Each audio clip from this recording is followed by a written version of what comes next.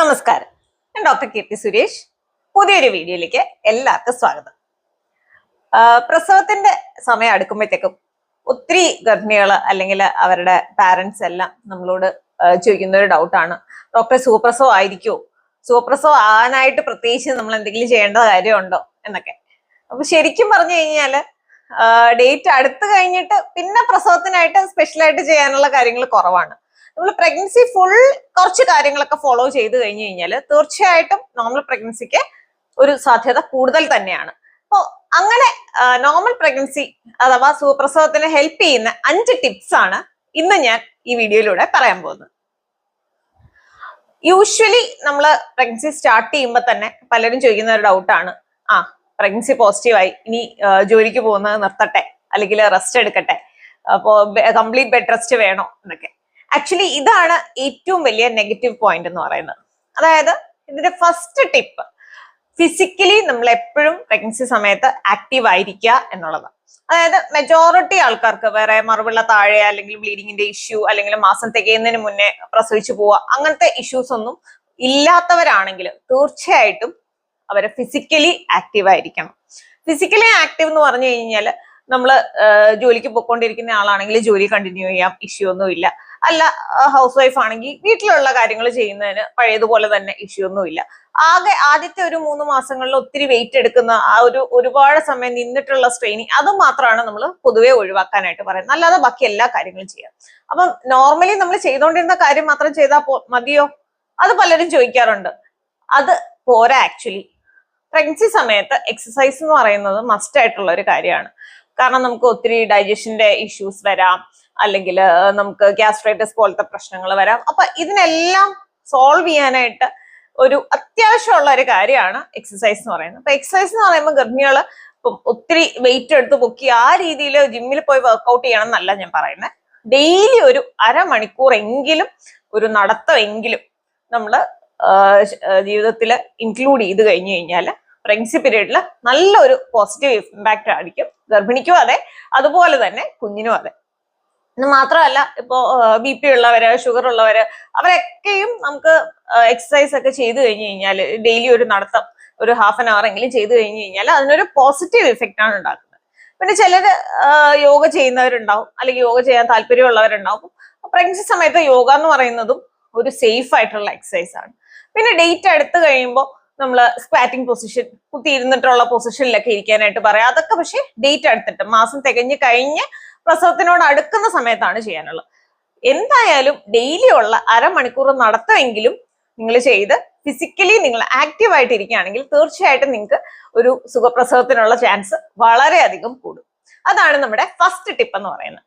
രണ്ടാമത്തെ ടിപ്പ് നമ്മൾ ഡയറ്റിൽ ശ്രദ്ധിക്കേണ്ട കാര്യമാണ്. അപ്പൊ ഡയറ്റിൽ നമ്മൾ ശ്രദ്ധിക്കേണ്ടത് എങ്ങനെയാന്ന് വെച്ച് കഴിഞ്ഞാൽ ബാലൻസ്ഡ് ആയിട്ടുള്ള ഒരു ഡയറ്റ് എടുക്കുക എന്നുള്ളത്. ബാലൻസ്ഡ് ഡയറ്റ് എന്ന് പറയുമ്പോഴത്തേക്കും അതിനകത്ത് കാർബോഹൈഡ്രേറ്റ് അഥവാ അന്നജം വേണം, പ്രോട്ടീൻ വേണം, അതുപോലെ തന്നെ വൈറ്റമിൻസും മിനറൽസും വേണം. അപ്പൊ എപ്പോ ഒരു ഗർഭിണി കഴിക്കാൻ വേണ്ടി പ്ലേറ്റ് എടുത്താൽ ഈ 3 കമ്പോണൻസും വേണം. കുറച്ച് ദോശയും അല്ലെങ്കിൽ ഒരു ചമ്മന്തിയും അങ്ങനെ മാത്രം കഴിച്ചുകൊണ്ട് കാര്യമില്ല. ബാലൻസ്ഡ് ആയിട്ട് എല്ലാം ഇൻക്ലൂഡ് ചെയ്തിട്ടുണ്ടോ എന്നുള്ളത് തീർച്ചയായിട്ടും ശ്രദ്ധിക്കും. അപ്പൊ കാർബോഹൈഡ്രേറ്റ് എന്ന് പറയുമ്പോൾ അരി, ഗോതമ്പ് അതൊക്കെയാണ്. പ്രോട്ടീൻ എന്ന് പറയുമ്പോൾ കടല, പയറ്, പരിപ്പ് വരും. പാൽ ഉൽപ്പന്നങ്ങള്, മുട്ട, ചിക്കൻ, അതുപോലെ തന്നെ ഫിഷ്, ഇതെല്ലാം ഒരു പ്രോട്ടീന്റെ ഭാഗത്തിൽ വരും. പിന്നെ വൈറ്റമിൻസ് ആൻഡ് മിനറൽസ് ആണ് നമ്മുടെ വെജിറ്റബിൾസും ഫ്രൂട്ട്സും. അപ്പോൾ ഏത് സമയത്ത് നമ്മൾ ഫുഡ് കഴിക്കാനായിട്ട് പ്ലേറ്റ് എടുത്താലും ഇതെല്ലാം ഇൻക്ലൂഡ് ആയിട്ടുണ്ടോ എന്നുള്ളത് ഉറപ്പാക്കുക. അറ്റ്ലീസ്റ്റ് ഇതെല്ലാം 1:1:1 എന്നുള്ള റേഷ്യോയിൽ എങ്കിലും വേണം. അതായത് എല്ലാം ഒരേ ക്വാണ്ടിറ്റിയിലെങ്കിലും വേണം. അതാണ് നമ്മൾ ഡയറ്റിൽ പ്രത്യേകമായിട്ട് ശ്രദ്ധിക്കുക. കാരണം എന്ന് വെച്ച് കഴിഞ്ഞാൽ നമുക്ക് നോർമൽ ഡെലിവറി സമയത്ത് നമുക്ക് പ്രോട്ടീന്റെ ആവശ്യമുണ്ട്, അതുപോലെ തന്നെ രക്തത്തിന്റെ അളവ് നോർമൽ ആയിരിക്കേണ്ട ആവശ്യമുണ്ട്. അപ്പൊ ഇതെല്ലാം നോർമൽ ആവണമെങ്കിൽ നമ്മൾ തീർച്ചയായിട്ടും ഒരു ബാലൻസ്ഡ് ഡയറ്റ് എടുത്താലേ പറ്റുള്ളൂ. നമ്മുടെ ഡയറ്റിൽ എന്തെങ്കിലും ഡെഫിഷ്യൻസി ഉണ്ടെങ്കിൽ തീർച്ചയായിട്ടും നമ്മുടെ ബോഡിയിലും ആ ഡെഫിഷ്യൻസി ഉണ്ടാവും. അപ്പോൾ ഇത് ഡെലിവറി സമയത്ത് ഒരു ഹെൽത്തി ആയിട്ടുള്ള ഒരു ബോഡി ആയിരിക്കില്ല ഉണ്ടാകുന്നത്. അപ്പൊ ഹെൽത്തി ആയിട്ടുള്ള ബോഡി അല്ല എന്നുണ്ടെങ്കിൽ തീർച്ചയായിട്ടും ഡെലിവറിയുടെ ആ പെയിൻ സഹിക്കുന്നതോ അല്ലെങ്കിൽ ലേബർ എന്ന് പറയുന്ന ആ ഡെലിവറി പ്രോസസ്സിലൂടെ കടന്നു പോകുമ്പോഴൊക്കെ ഭയങ്കരമായിട്ട് ക്ഷീണിച്ചു പോവുകയും അത്രയും വിത്ത്സ്റ്റാൻഡ് ചെയ്യാൻ പറ്റാതെ വരികയും ചെയ്യും. അപ്പൊ അതുകൊണ്ടാണ് എപ്പോഴും കഴിയുന്നതും ബാലൻസ്ഡ് ആയിട്ടുള്ള ഡയറ്റ് എടുക്കുക എന്ന് പറയുന്നത്. പ്രത്യേകിച്ച് ആദ്യത്തെ ഒരു 3 മാസം ചിലർക്ക് ഗർഭിണികൾക്ക് ഛർദികള്, ഓക്കാൻ അങ്ങനത്തെ ബുദ്ധിമുട്ട് കാരണം പറ്റില്ല. അപ്പൊ ആ ഒരു പീരീഡ് ഒഴിവാക്കി കഴിഞ്ഞു കഴിഞ്ഞാൽ തീർച്ചയായിട്ടും ഇതുപോലുള്ള ബാലൻസ്ഡ് ഡയറ്റ് എടുക്കാനായിട്ട് ശ്രദ്ധിക്കുക. അത് നമ്മൾ നോർമൽ ഡെലിവറി ആകുന്നതിൽ വളരെയധികം ഹെൽപ്പ് ചെയ്യും. മൂന്നാമത്തെ ഒരു കാര്യം എന്ന് പറഞ്ഞത് നമ്മള് ഡെലിവറി പ്രോസസ് അല്ലെങ്കിൽ ഒരു പ്രഗ്നൻസിയിൽ സംഭവിക്കുന്ന നമ്മുടെ ബോഡിയിലുള്ള ചേഞ്ചസ് ഇതിനെയൊക്കെ പറ്റി നമ്മൾ മനസ്സിലാക്കിയിരിക്കുക എന്നുള്ളതാണ്. കാരണം എന്ന് വെച്ച് കഴിഞ്ഞാൽ നമ്മൾ ഇപ്പൊ പരീക്ഷയ്ക്ക് പോകുമ്പോൾ എങ്ങനെയാണ് നമ്മൾ ടോപ്പിക്സ് എല്ലാം പഠിച്ചിട്ട് പോയി അതേ ക്വസ്റ്റ്യൻ വന്നു കഴിഞ്ഞ് കഴിഞ്ഞാൽ നമുക്ക് തീർച്ചയായിട്ടും എഴുതാൻ പറ്റും. ഏതെങ്കിലും നമ്മൾ സ്കിപ്പ് ചെയ്തിട്ടാണ് പോകുന്നത്, ഈ ചാപ്റ്റർ പഠിക്കണ്ട എന്ന് പറഞ്ഞ് പോയി കഴിഞ്ഞു കഴിഞ്ഞാൽ അതിൽ നിന്നൊരു ക്വസ്റ്റ്യൻ വന്നു കഴിഞ്ഞാൽ നമുക്ക് എന്തായാലും ആൻസർ ചെയ്യാൻ നമ്മൾ ബുദ്ധിമുട്ടും. അപ്പോ പ്രഗ്നൻസി എന്ന് പറയുന്നതും അല്ലെങ്കിൽ ഡെലിവറി എന്ന് പറയുന്നതും അതേപോലെ ഒരു കാര്യം തന്നെയാണ്. അപ്പൊ നമ്മള് ഓക്കെ ഇന്നതൊക്കെയാണ് പ്രഗ്നൻസിയുടെ സ്റ്റേജസ്. അപ്പൊ ആദ്യത്തെ 3 മാസത്തിൽ ഇങ്ങനെയൊക്കെ സംഭവിക്കും, പിന്നെ അത് കഴിയുമ്പോൾ കുഞ്ഞിന്റെ ഗ്രോത്തിന് വേണ്ടി നമ്മൾ ഇന്നതൊക്കെ ചെയ്യണം. അപ്പൊ ഇതൊക്കെ നമ്മൾ മനസ്സിലാക്കിയിരുന്നു കഴിഞ്ഞു കഴിഞ്ഞാൽ ആ ഒരു പ്രഗ്നൻസി പീരീഡ് ഈസി ആയിട്ട് പോകും. അതുപോലെ തന്നെയാണ് ഡെലിവറിയുടെ കാര്യം. ഇപ്പൊ ഡെലിവറി പലരും തെറ്റിദ്ധാരണയിലാണ് വരുന്ന കുറച്ച് പെയിനേ ഉള്ളൂ എന്നൊക്കെയുള്ള തെറ്റിദ്ധാരണയിലായിരിക്കും വരുന്നത്. ആക്ച്വലി ഡെലിവറി പെയിൻ എന്ന് പറയുന്നത് അത്യാവശ്യം നല്ല രീതിയിലുള്ള പെയിൻ തന്നെയാണ്. അപ്പം ഡെലിവറി അല്ലെങ്കിൽ ആ ലേബറിന് ഒരു പ്രോസസ് ഉണ്ട്, പല സ്റ്റേജുകളായിട്ടാണ് കടന്നു പോകുന്നത്. അപ്പൊ ഇതിനെ പറ്റിയൊക്കെ മനസ്സിലാക്കിയിരുന്നു കഴിഞ്ഞാൽ തീർച്ചയായിട്ടും നിങ്ങൾക്ക് അത് ഹെൽപ്പ് ചെയ്യും.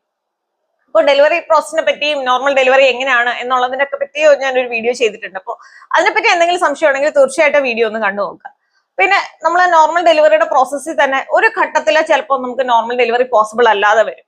അമ്മയുടെയോ കുഞ്ഞിന്റെയോ ജീവന് അല്ലെങ്കിൽ എന്തെങ്കിലും പ്രശ്നങ്ങൾ ഉണ്ടാവുന്നു, നമുക്ക് ഇൻ ബിറ്റ്വീൻ പ്രോസസ്സിൽ എന്തെങ്കിലും ഡിഫിക്കൽറ്റി വരുന്നുണ്ടോ എന്നുള്ള സമയത്ത് നമ്മൾ ചിലപ്പോൾ ഇന്റർവ്യൂൻ ചെയ്യേണ്ടി വരും. സിസേറിയനിലേക്ക് നമുക്ക് ഷിഫ്റ്റ് ചെയ്യേണ്ടതായിട്ടും വരും. അതിനെപ്പറ്റിയും നിങ്ങൾ മനസ്സിലാക്കിയിരിക്കുക. കാരണം ഒരു പോയിന്റ് ഓഫ് ടൈമിൽ അയ്യോ പെട്ടെന്ന് സിസേറിയൻ, എനിക്ക് നോർമൽ ഡെലിവറി ആയിരുന്നല്ലോ പറഞ്ഞിരുന്നത്, പിന്നെ എന്ത് പറ്റി പെട്ടെന്ന് സിസേറിയൻ എന്ന് പറഞ്ഞ് നിങ്ങൾ ഒത്തിരി അമ്പരപ്പിക്കോ അല്ലെങ്കിൽ ടെൻഷൻ അടിക്കോ ഒന്നും ചെയ്യേണ്ട കാര്യമില്ല. കാരണം ചില സിറ്റുവേഷൻസിൽ നിങ്ങളെ കാണിച്ചുകൊണ്ടിരിക്കുന്ന ഡോക്ടർക്ക് തന്നെ തോന്നും അമ്മയുടെയും കുഞ്ഞിന്റെയും ജീവന് അല്ലെങ്കിൽ അവരുടെ ഹെൽത്തി ആയിട്ടുള്ള വെൽബീയിങ്ങിന് അവരുടെ സേഫ്റ്റിക്ക് ഇതാണ് ബെറ്റർ എന്ന് അവർക്ക് തോന്നുമ്പോഴായിരിക്കും തീർച്ചയായിട്ടും അവർ അങ്ങനെ ഒരു ഓപ്ഷൻ സജസ്റ്റ് ചെയ്യുന്നത്. അപ്പൊ സിസേറിയനെ പറ്റി നിങ്ങൾ അറിഞ്ഞിരിക്കുക. കാരണം നോർമൽ ഡെലിവറിയുടെ ഏതൊക്കെ പീരീഡ് ഓഫ് ടൈമിലാണ് ഒരു സിസേറിയനിലോട്ട് ഒരു കൺവേർഷൻ വരുന്നത്, അപ്പൊ ഏത് സിറ്റുവേഷനിലും നമുക്ക് നോർമൽ ഡെലിവറിയേ പോസിബിൾ അല്ലാതെ നേരെ സിസേറിയൻ ചെയ്യേണ്ടി വരും. അപ്പോൾ അതിനെപ്പറ്റി ഞാനൊരു വീഡിയോ ചെയ്തിട്ടുണ്ട്. അപ്പോൾ ഗർഭിണികളായിരിക്കുന്നവർ അതിനെപ്പറ്റി അറിയാൻ താല്പര്യം ഉണ്ടെങ്കിൽ തീർച്ചയായിട്ടും ഒന്നും കണ്ടു നോക്കുക. ആക്ച്വലി ഒരു നോർമൽ ഡെലിവറിയെ പറ്റി ഒരു സിസേറിയനെ പറ്റി എല്ലാ ഗർഭിണികളും അറിഞ്ഞിരിക്കണം. കാരണം ഇതുപോലെ നമുക്ക് അറിഞ്ഞുകൂടാതെ പോയൊരു പരീക്ഷ എന്നതിനെക്കാട്ടിൽ എന്തുകൊണ്ടും നല്ലതാണ് നമ്മൾ എല്ലാ കാര്യങ്ങളും മനസ്സിലാക്കിയിട്ട് പോവുക. അപ്പോ നമുക്ക് ടെൻഷൻ കുറവായിരിക്കും. ഏതൊക്കെയാണ് അടുത്ത സ്റ്റേജിൽ നിന്ന് നമുക്കൊന്ന് ആന്റിസിപ്പേറ്റ് ചെയ്യാൻ പറ്റും, നമുക്ക് അതിനു വേണ്ടി പ്രിപ്പയർഡ് ആയിട്ട് ഇരിക്കാൻ പറ്റും. ഒരു പ്രിപ്പറേഷനും ഇല്ലാതെ പോയി കഴിഞ്ഞു കഴിഞ്ഞാൽ നമ്മൾ ആകെ വണ്ടറടിക്കും. നമ്മുടെ സ്ട്രെസ് ഹോർമോൺസ് ഒക്കെ ഒത്തിരി ഹൈക്ക് ചെയ്യും. സ്ട്രെസ് ഹോർമോൺസ് ഒത്തിരി ഹൈക്ക് ചെയ്ത് കഴിഞ്ഞാലുള്ള പ്രശ്നം എന്ന് വെച്ച് കഴിഞ്ഞാൽ ഡെലിവറി പ്രോസസ്സ് അത്ര തന്നെ സ്ലോ ആവും. ചിലപ്പോ നോർമൽ ഡെലിവറിയേ പോസിബിൾ ആയില്ല എന്ന് വരും. ഫൈനലി പെയിൻ മൊത്തം സഹിച്ചാലും അവസാനം ഒരു സിസേറിയൻ വേണ്ടി വരും. അപ്പൊ അതാണ് മൂന്നാമത്തെ ടിപ്പ്. അതായത് നമ്മൾ പ്രഗ്നൻസിയെ പറ്റിയും ഇപ്പം ചിലർക്ക് പെർട്ടിക്കുലർലി ഇന്ന കോംപ്ലിക്കേഷൻസ് ഉണ്ടാവും, ചിലർക്ക് BP ഉണ്ടാവും, ചിലർക്ക് ഷുഗർ ഉണ്ടാവും. അപ്പൊ അതിനൊക്കെ പറ്റി നന്നായിട്ട് അവെയർ ആയിട്ടിരിക്കുക. നിങ്ങൾക്ക് എന്തെങ്കിലും ഡൗട്ട് ഉണ്ടെങ്കിൽ തീർച്ചയായിട്ടും ഇതുപോലുള്ള വീഡിയോസ് കാണുക, അല്ലെങ്കിൽ വായിക്കുക, അല്ലെങ്കിൽ നിങ്ങൾ ഡോക്ടറുടെ അടുത്ത് ചെക്കപ്പിന് പോകുമ്പോഴത്തേനും ഡോക്ടറോട് ചോദിച്ച് മനസ്സിലാക്കുക. അപ്പൊ നിങ്ങൾ അറിവുള്ളവരായിട്ട് ഇരുന്ന് കഴിഞ്ഞു കഴിഞ്ഞാൽ അതാണ് ഏറ്റവും ഇമ്പോർട്ടന്റ് ആയിട്ടുള്ള മൂന്നാമത്തെ ടിപ്പ്. ഡെലിവറിയെ പറ്റി പ്രഗ്നൻസിയെ പറ്റി ഒരു ഐഡിയ എപ്പോഴും ഉണ്ടായിരിക്കുക. പിന്നെ നാലാമത്തെ ടിപ്പ് എന്ന് പറയുന്നത് നമ്മൾ ഫിസിക്കലി നമ്മൾ തയ്യാറെടുക്കുന്നതിനോടൊപ്പം നമ്മൾ മെന്റലിയും തയ്യാറെടുക്കണം. കാരണം നമുക്ക് ഒരു ഫിസിക്കൽ ചേഞ്ചസ് മാത്രമല്ല ഒരു പ്രഗ്നൻസിയിൽ അല്ലെങ്കിൽ ഒരു ഡെലിവറി സമയത്ത് വരുന്നത്, മെന്റലിയും നമ്മൾ ഒത്തിരി അധികം ചേഞ്ചസ് വരും. നമ്മുടെ ഹോർമോൺസ് കാരണവും ഒരു പുതിയ എൻവയോൺമെന്റ് ആണ്. അതുപോലെ തന്നെ ലേബർ റൂം എന്നൊക്കെ പറയുന്നത് നമ്മൾ ഇതുവരെയും പോയിട്ടില്ലാത്ത ഒരു പുതിയ സ്ഥലമായിരിക്കും. ഇപ്പൊ ഡെലിവറി പെയിൻ വരുമ്പോഴത്തേക്കും അവിടെ ആയിരിക്കുമല്ലോ പോകുന്നത്. അപ്പൊ അതിനെ പറ്റിയൊക്കെ നമ്മൾ മെന്റലി പ്രിപ്പയർഡ് ആയിട്ടിരിക്കുക. കാരണം ചിലർക്ക് 1-2 ദിവസങ്ങൾ എടുക്കും പ്രസവിക്കാനായിട്ട്. അപ്പൊ ചിലപ്പോൾ അത്രയും സമയം ഇടവിട്ട് ലേബർ റൂമിലേക്ക് പോകേണ്ടി വരാം, അല്ലെങ്കിൽ കുറച്ചധികം നേരം ലേബർ റൂമിൽ തന്നെ കിടത്തിന്ന് വരാം. അപ്പൊ അങ്ങനെയുള്ള കാര്യങ്ങളൊക്കെ പറ്റിയൊക്കെ മെന്റലി പ്രിപ്പയർഡ് ആയിട്ടിരിക്കുക. ഈ മെന്റൽ പ്രിപ്പറേഷന്റെ കൂടെ നമ്മൾ ചേർത്ത് വായിക്കേണ്ട ഒരു കാര്യമാണ് ലേബർ കമ്പാനിയൻ എന്ന് പറയുന്നത്. കാരണം ഇപ്പൊ ഒത്തിരി നമുക്ക് ഫിസിക്കലി ഉള്ള കാര്യങ്ങൾക്കൊക്കെ നമുക്ക് സപ്പോർട്ട് ചെയ്യാനായിട്ട് ലേബർ റൂമിലുള്ള സ്റ്റാഫ് ഉണ്ടാവും, നിങ്ങൾ ചെക്കപ്പിന് പോകുന്ന ഡോക്ടർ ഉണ്ടാവും, ബാക്കിയുള്ള സിസ്റ്റർമാരൊക്കെ ഉണ്ടാവും. പക്ഷെ മെന്റലി ചിലപ്പോ നിങ്ങൾ ഫുൾ ടൈം അവരുമായിട്ട് അത്ര കമ്മ്യൂണിക്കേറ്റ് ചെയ്യാൻ പറ്റണമെന്നില്ല. അപ്പൊ അങ്ങനെയുള്ള സിറ്റുവേഷനിലാണ് ഒരു ലേബർ കമ്പാനിയന്റെ ഇമ്പോർട്ടൻസ് എന്ന് പറയുന്നത്. അപ്പൊ ലേബർ കമ്പാനിയൻ എന്ന് വെച്ചാൽ ആരും ആവാം, നിങ്ങളുടെ ഹസ്ബൻഡ് ആവാം, നിങ്ങളുടെ അമ്മയാവാം, അല്ലെങ്കിൽ നിങ്ങളുടെ ഫ്രണ്ട് ആയിരിക്കാം, അല്ലെങ്കിൽ നിങ്ങളുടെ ക്ലോസ് ആയിട്ടുള്ള റിലേറ്റീവ്സ് ആയിരിക്കാം. അപ്പൊ ഇതിൽ ഒരാൾക്ക് പെയിൻ തുടങ്ങി നിങ്ങൾ ഡെലിവറി ആവുന്നവരെ കൂടെ നിൽക്കാനായിട്ട് സാധിക്കും. അപ്പൊ പല ഹോസ്പിറ്റലിലും ആ ലേബർ കമ്പാനിയൻ എന്നുള്ള ഫെസിലിറ്റി അവൈലബിൾ ആണ്, പല പേരിലാണെന്ന് മാത്രം. അപ്പൊ നിങ്ങൾ നേരത്തെ ചോദിച്ച് ആരെങ്കിലും ഒരാളെ കൺഫേം ചെയ്ത് വെക്കുക. നിങ്ങൾ ഡോക്ടറുമായിട്ടും ആ വിഷയം കൺവേ ചെയ്യുക. കാരണം പെയിൻ തുടങ്ങുന്ന സമയത്ത് തന്നെ അവരെ വേണമെങ്കിൽ അകത്ത് കയറ്റിയിട്ട് അവർക്ക് നിങ്ങൾക്ക് തീർച്ചയായിട്ടും ഒരു മെന്റൽ സപ്പോർട്ട് തരാനായിട്ട് സാധിക്കും. അപ്പം മെന്റലി ഞാൻ പറഞ്ഞ പോലെ ലേബർ കമ്പാനിയൻ ഉള്ള ആൾക്കാരിൽ കുറച്ചുകൂടെ അവർ സ്ട്രെസ് ഫ്രീ ആയിരിക്കുന്നതായിട്ടും ലേബർ പ്രോസസ്സ് കുറച്ചുകൂടി ഈസിയും കുറച്ചുകൂടെ ഫാസ്റ്റും ആയിരിക്കുന്നതായിട്ടാണ് നമ്മൾ കാണുന്നത്. അപ്പോൾ മെന്റൽ പ്രിപ്പറേഷന്റെ കൂട്ടത്തിൽ തന്നെ വരുന്നതാണ് ഈ ലേബർ കമ്പാനിയൻ എന്ന് പറയുന്ന സംഗതി. അപ്പം അതിനെ പറ്റിയും ഒന്ന് ഓർത്ത് വെക്കുക. അപ്പൊ ഇതാണ് നമ്മുടെ 4ാമത്തെ പോയിന്റ്. ഇനി 5ാമത്തെ ടിപ്പ് എന്ന് പറയുന്നത്, നമ്മൾ എവിടെയാണോ ഡെലിവറിക്ക് പോകുന്നത് ആ ഹോസ്പിറ്റലിനെ പറ്റിയും നിങ്ങൾ കാണിച്ചുകൊണ്ടിരിക്കുന്ന ഡോക്ടറിനെ പറ്റിയും നിങ്ങൾ നന്നായിട്ട് അവെയർ ആയിരിക്കുക എന്നുള്ളതാണ്. പ്രത്യേകിച്ചും ഹോസ്പിറ്റലിൽ നമുക്ക് എന്തൊക്കെ ഫെസിലിറ്റീസ് അവൈലബിൾ ആണ്. കാരണം പലർക്കും പല കോംപ്ലിക്കേഷൻസ് ഉണ്ടാവും, ചിലപ്പോൾ എമർജൻസി ആയിട്ട് പ്രൊസീജിയർ ചെയ്യേണ്ടി വന്നേക്കാം. അപ്പൊ അങ്ങനെയുള്ളപ്പം ഒരു ഓപ്പറേഷൻ തിയേറ്റർ ഫെസിലിറ്റി, അല്ലെങ്കിൽ ബ്ലഡ് ബാങ്കിന്റെ ഫെസിലിറ്റി, അല്ലെങ്കിൽ ഇപ്പൊ നിങ്ങൾ പെയിൻലെസ് ലേബർ ഉദ്ദേശിക്കുന്നുണ്ടെങ്കിൽ അനസ്തീഷ്യോളജിസ്റ്റിന്റെ ഫെസിലിറ്റി, ഇതെല്ലാം അവൈലബിൾ ആണോ എന്നുള്ളത് നിങ്ങൾ മുൻകൂട്ടി ഒന്ന് അറിഞ്ഞു വെക്കുക. മുൻകൂട്ടി അറിഞ്ഞ് ഒരു ബർത്ത് പ്ലാൻ തയ്യാറാക്കി വെക്കുക. അതായത് നിങ്ങൾക്ക് നേരത്തെ തന്നെ ഡോക്ടറോട് കൺവേ ചെയ്യാം, ഇങ്ങനെ ഒരു സിറ്റുവേഷൻ വരാണ്, പെയിൻ ഈ രീതിയിൽ പോകുമ്പോൾ ഞാൻ ആവശ്യപ്പെടുകയാണെങ്കിൽ എനിക്ക് എപ്പിഡ്യൂറൽ അനാൽജീസിയ തരണം. എപ്പിഡ്യൂറൽ അനാൽജീസിയ ആണ് നമ്മുടെ പെയിൻലെസ് ലേബർ എന്ന് പറയുന്നത്. അപ്പൊ അതിനെപ്പറ്റി മനസ്സിലാക്കി വെക്കുക. പിന്നെ ഇത്ര ടൈം നമുക്ക് ലേബർ പ്രോസസ്സ് ഒത്തിരി പ്രൊലോങ്ഡ് ആയിട്ട് പോകുന്നു, ഞാൻ ക്ഷീണിച്ചു പോകുന്നു, അപ്പൊ അങ്ങനെയുള്ള സിറ്റുവേഷനിൽ നമുക്ക് സിസേറിയനെ പറ്റി ആലോചിക്കാം. ഇത്ര ടൈമിൽ കൂടുതൽ എനിക്ക് പെയിൻ സഹിക്കാൻ പറ്റുമെന്ന് തോന്നുന്നില്ല, അപ്പൊ അങ്ങനത്തെ ഉള്ള ഒരു സിറ്റുവേഷനിൽ നമുക്ക് വേണമെങ്കിൽ സിസേറിയനെ പറ്റി ആലോചിക്കാം. പിന്നെ ഓരോരുത്തർക്കും പെർട്ടിക്കുലർ ആയിട്ട് കുറച്ച് കോംപ്ലിക്കേഷൻസ് ഉണ്ടാവും.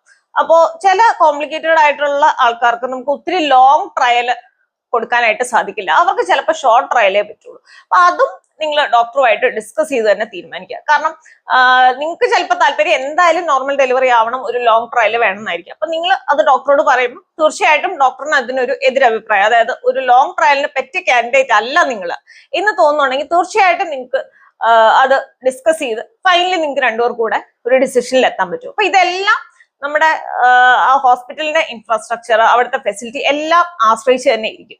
കാരണം ഇപ്പോൾ 24 മണിക്കൂർ ഓപ്പറേഷൻ തിയേറ്റർ ഫെസിലിറ്റി ഇല്ലാത്ത ഒരു സ്ഥലമാണെന്ന് വിചാരിക്കുക. അപ്പൊ അങ്ങനെയുള്ളപ്പോൾ നമുക്ക് അങ്ങനെ ഒരു ലോങ് ട്രയൽ ചിലപ്പോൾ പോസിബിൾ ആയിരുന്നു വരത്തില്ല. നിങ്ങൾ ഉദ്ദേശിക്കുന്ന ഒരു പെയിൻലെസ് ലേബർ ആയിരിക്കും, പക്ഷേ അനസ്തീഷ്യോളജിസ്റ്റ് അവിടെ അവൈലബിൾ അല്ല, ചില പെർട്ടിക്കുലർ ദിവസങ്ങളിലേ ഉള്ളൂ. അപ്പൊ അങ്ങനെയൊക്കെയുള്ള സിറ്റുവേഷൻസിൽ ചിലപ്പോൾ നിങ്ങൾക്ക് അത് നിങ്ങളെ താല്പര്യപ്പെട്ടാൽ പോലും ചിലപ്പോൾ നിങ്ങൾക്ക് കിട്ടിക്കൊള്ളണമെന്നില്ല. അപ്പോൾ ഇതിനെപ്പറ്റിയൊക്കെ നേരത്തെ തന്നെ ഡോക്ടറുമായിട്ട് ഡിസ്കസ് ചെയ്യുക, ഒരു തീരുമാനം ഉണ്ടാക്കിയിട്ട് ഒരു ബർത്ത് പ്ലാൻ സെറ്റ് ചെയ്ത് വെക്കുക. അപ്പോൾ അത് നിങ്ങൾക്ക് വളരെയധികം ഹെൽപ്പ് ചെയ്യും ഒരു നോർമൽ ഡെലിവറി പ്രോസസ്സിലേക്ക് പോകുന്നതിൽ. ഇതാണ് മെയിൻ ആയിട്ട് 5 ടിപ്സ് എന്ന് പറയുന്നത്. ഏറ്റവും പ്രധാനം ഫിസിക്കലി ആക്റ്റീവ് ആയിട്ടിരിക്കുക. 2ാമത്തെ കാര്യം ബാലൻസ്ഡ് ആയിട്ടുള്ള ഡയറ്റ് നോക്കുക. 3ാമത്തെ എന്ന് വെച്ച് കഴിഞ്ഞാൽ മെന്റലി നമ്മൾ പ്രിപ്പയർഡ് ആയിട്ടിരിക്കുക. ഫിസിക്കൽ പ്രിപ്പറേഷൻ പോലെ തന്നെ മെന്റലി പ്രിപ്പയർഡ് ആയിട്ടിരിക്കുക. അതിന് നമുക്ക് പല കാര്യങ്ങളും ചെയ്യാം. ഇപ്പൊ റിലാക്സേഷൻ ടെക്നിക്സ് നമുക്ക് നോക്കാം, ബ്രീതിങ് എക്സസൈസ് നോക്കാം, അല്ലെങ്കിൽ യോഗ ചെയ്യാം. അപ്പൊ ഇതെല്ലാം വഴി മെന്റലി പ്രിപ്പയർഡ് ആയിട്ടിരിക്കുക. 3, നിങ്ങൾ എന്തിൽ കൂടെയാണ് കടന്നു പോകുന്നത്, നിങ്ങളുടെ പ്രഗ്നൻസിയുടെ എന്തെങ്കിലും കോംപ്ലിക്കേഷൻസ് ഉണ്ടോ, എന്തെങ്കിലും സ്പെസിഫിക്കേഷൻ ഉണ്ടോ, അതിനെപ്പറ്റി അറിഞ്ഞിരിക്കുക. നിങ്ങളുടെ ഡെലിവറി പ്രോസസ്സിനെ പറ്റി മനസ്സിലാക്കിയിരിക്കുക. ഏറ്റവും അവസാനത്തത്, നിങ്ങൾ പോകുന്ന ഡെലിവറിക്ക് പ്ലാൻ ചെയ്ത് പോകുന്ന ആ സ്ഥലത്ത് എന്തൊക്കെ ഫെസിലിറ്റീസ് നിങ്ങൾക്ക് അവൈലബിൾ ആണ്, നിങ്ങൾ ഉദ്ദേശിക്കുന്ന പോലത്തെ ഒരു ബർത്ത് പ്ലാൻ അവിടെ പോസിബിൾ ആണോ അല്ലയോ എന്നൊക്കെ ഉള്ളത് നേരത്തെ കൂട്ടി മനസ്സിലാക്കി വെക്കുക. അപ്പൊ ഇതൊക്കെ കൊണ്ട് നമ്മുടെ സ്ട്രെസ് കുറവായിരിക്കും. അതുകൊണ്ട് തന്നെ ലേബർ പ്രോസസ്സ്, ഡെലിവറിയുടെ ആ ഒരു പ്രോസസ്സ് കുറച്ചുകൂടെ ഫാസ്റ്റും കുറച്ചുകൂടെ ഈസി ആയിരിക്കും.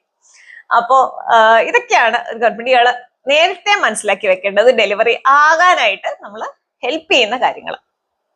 അപ്പോ ഈ ടിപ്സിനെ പറ്റിയൊക്കെ നിങ്ങൾക്ക് തീർച്ചയായിട്ടും മനസ്സിലായെന്ന് വിചാരിക്കുന്നു. സ്റ്റിൽ എന്തെങ്കിലും ഡൗട്ട്സ് ഉണ്ടെങ്കിൽ താഴെ കമന്റ് സെക്ഷനിൽ ചോദിക്കുക. ഞാൻ ഓൾറെഡി പ്രഗ്നൻസിയിൽ ഫോളോ ചെയ്യേണ്ട ഡയറ്റിനെ പറ്റിയും എക്സസൈസിനെ പറ്റിയും ലേബർ ആ ഒരു ഡെലിവറി പ്രോസസ്സിനെ പറ്റിയും ഒക്കെയുള്ള വീഡിയോസ് ചെയ്തിട്ടുണ്ട്.